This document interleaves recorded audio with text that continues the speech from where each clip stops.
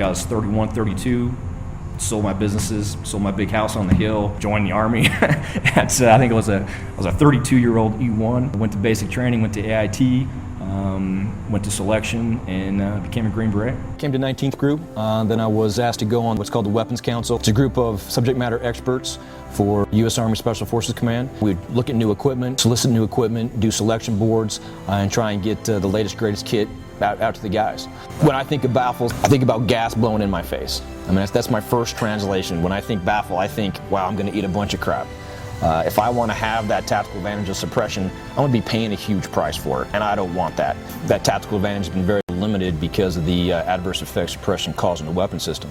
But if you can eliminate those adverse effects, then you have the tactical advantages, you have the safety advantages, you have signature reduction advantages, whether it be flash or smoke or sound, any one of which will identify your position to the enemy. The intent is to say, well, if not baffles, then what? Just to get people to ask that question. And as soon as people ask that question, we can present a solution. I sat down 2 hours, did the first sketch of flow-through suppressor. Didn't use coil systems like this, but it was a set of channels, went down and back, and then exited. Got back to Bragg, drew that up in a technical document, sent it to some buddies of mine here in Salt Lake. Had a SWAT commander buddy of mine shoot it, and then he called me back and let me know, hey, yeah, there's no back pressure, but it's loud. That was really the first evolution of the flow-through suppressor, and then you know, it's been the last 6-7 years. It's gone from that original proof of concept that flow-through suppression could work to what we have now, a Generation 5 system that is more efficient in transferring energy than a baffle system and creating, you know, less than a 5% bolt velocity increase.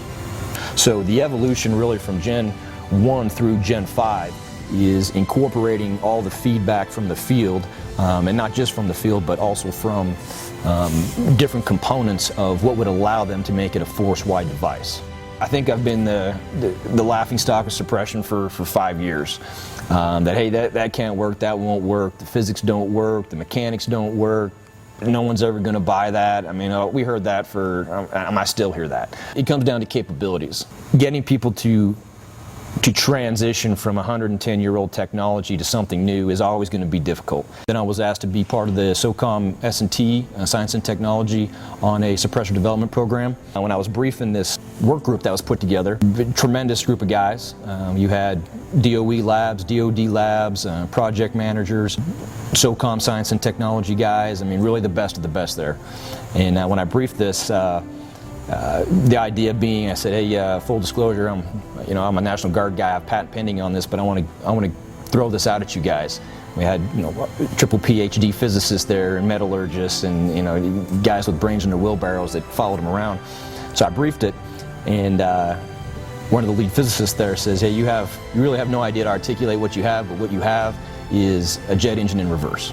And not only will that will work phenomenally. Recoil reduction, no overpressure,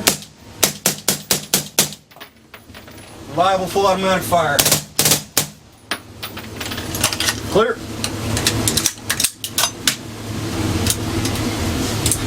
So the mission of OSS suppressors was to be able to have a weapon system that runs reliable, same as it does suppressed as unsuppressed.